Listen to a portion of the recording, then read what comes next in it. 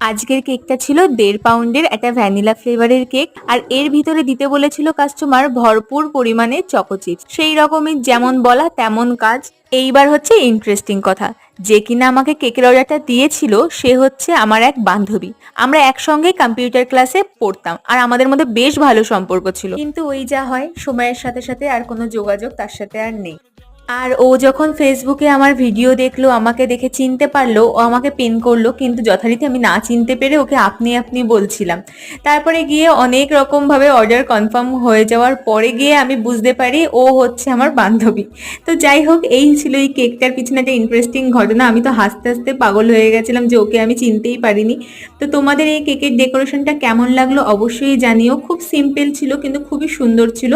তো তোমাদের যদি কেকের ভিডিওটা ভালো লেগে থাকে তাহলে পরে ছেড়ে যাওয়ার আগে লাইক, শেয়ার, সাবস্ক্রাইব, আর ফেসবুকে দেখে থাকলে পেজটাকে একটু ফলো করে দিও আর কমেন্ট করে জানিও। টাটা।